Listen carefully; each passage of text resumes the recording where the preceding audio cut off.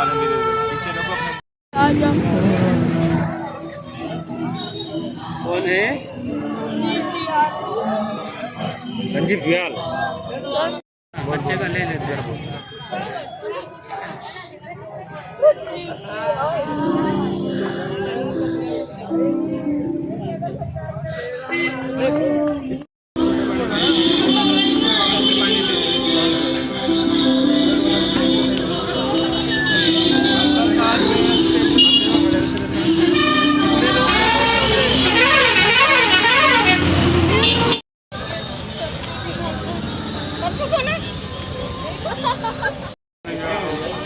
ये स्कूल तिब्बतियों को दे रहे हैं और जो खाली 70 बच्चे जो हैं तिब्बती हैं और उनके लिए 8 एकड़ ज़मीन यहाँ पर दे रहे हैं। सरकार द्वारा ये अलॉट की जा रही है और 486 बच्चे इंडियन हैं और उनको अगले साल से इंडियन बच्चों के एडमिशन नहीं होंगे और यहाँ पर इंडियन टीचर्स के ट्रांसफ़र होके वो कहीं और चले जाएंगे और यहाँ पर तिब्बती टीचर्स आएंगे और तिब्बती लैंग्वेज में पढ़ाएंगे।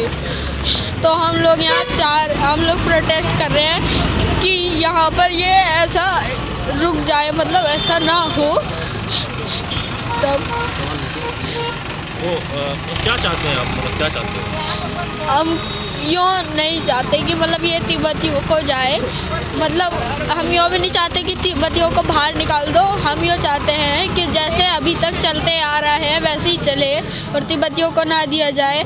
तिब्बती बच्चे पढ़ रहे हैं, उनको पढ़ने दिया जाए। और यूँ बात नहीं है कि यहाँ पर तिब्बतियों को कुछ वैसा हो रहा होगा जो मतलब इंडियन बच्चे परेशान कर रहे होंगे। जब मैंने भी एडमिशन नहीं लिया था उससे पहले भी मुझे तो पता मतलब बताया कि यहाँ पर तिब्बती बच्चे इंडियन बच्चों को परेशान करते थे। तो मतलब अगर जब बच्चे स्टार्टिंग में ऐसे हालात थे तिब्बतियों के, तो मान लो अगर जब तिब्बती टीचर्स आ जाएंगे उसके बाद तो हम लोग खाली इंडियन स्टूडेंट्स ही रह जाएंगे, क्योंकि स्टाफ प्यून तक सब चेंज कर देंगे तिब्बती में। तो वो लोग तब क्या करेंगे? तब भी तो वो हमें परेशान करेंगे ना।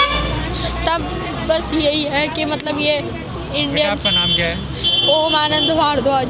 कौन सी क्लास में पढ़ते हैं? 6th क्लास में पढ़ता हूँ। बैठना पड़ रहा है, क्या वजह? वजह बस यही है कि ये स्कूल टिबेटन्स को हैंड ओवर कर दिया गया है और बड़ी शर्म की बात है कि यहाँ पर जितने भी नेता हैं, कई नेता तो ऐसे हैं जो कि इस बात पे फेसबुक पे वो करते हैं कि जो मुर्दे होते हैं कि उनको ले जाने के लिए शव वाहन नहीं है। तुम इतनी छोटी सी चीज़ पे तो राजनीति कर सकते हो कि शव वाहन नहीं है, पर यहाँ आके बैठने के लिए कोई तैयार नहीं है। चाहे हमारा विधायक है, चाहे हमारे मेयर है, कोई भी है, कोई भी आने के लिए तैयार नहीं है।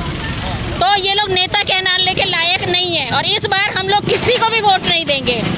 जो हमारा विधायक है वो उनको लॉ समझा रहा था, उसको भी वोट नहीं देंगे। जो मुन्ना सिंह चौहान के नाम पे वोट मांगने के लिए हमारे घर पे आएगा, उसको साफ साफ कहा जाएगा कि तुम लॉ समझा रहे थे हमें, तुम हमारे को हमारे देश से बाहर करने की बात कर रहे हो, ये कौन से लॉ के तहत आता है? तो हम इस बार किसी भी पॉलिटिकल पार्टी को वोट नहीं करेंगे। मैडम अभी आपका बेटा रो रहा था बिलख के। बिल्कुल रो रहा है, आज मेरा बच्चे रो रहे हैं, सारे भारत के बच्चे रोएंगे अगर ये स्थिति इस देश में बनी रही कि आप जो शरणार्थी हैं आप उनको अपने सिर पे बिठाओ और जो हम लोग के बच्चों को लात मार के बाहर निकालो।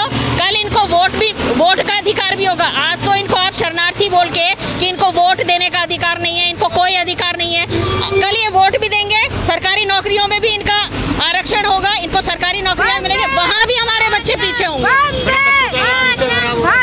बिल्कुल हो रहा है, अभी भी खराब होगा और आगे भी खराब होगा।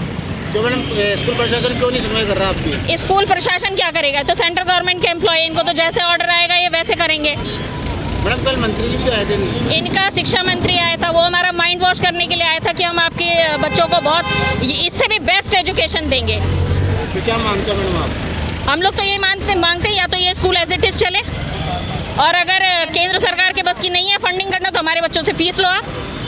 मगर किसी भी एक किसी भी संस्था को, वो संस्था जो कि तिब्बती संस्था को दे रहे हो, जो देश अपने आप को खुद आजाद नहीं करा पा रहा है, आप उसके हाथों में हमारे बच्चों का भविष्य सौंप रहे हो। ऐसा हम लोग नहीं होने देंगे। स्कूल प्रशासन आपके नहीं करेगा तो आप क्या धरने पे बैठे रहेंगे? हम लोग बिल्कुल बैठे रहेंगे क्या बैठेंगे ही नहीं, हम लोग बहुत कुछ करेंगे। अभी तो यहाँ के नेताओं की भी कान पे जू नहीं रेंग रही है ना क्योंकि वो लोग सोच रहे हैं 2-4 पेरेंट्स है क्या कर लेंगे। और बोलना चाहूँगी कि यहाँ के हर एक नेता को डूब मरना चाहिए और शेम है हर एक नेता को यहाँ के जो इस मुद्दे पर खड़ा नहीं हो रहा है।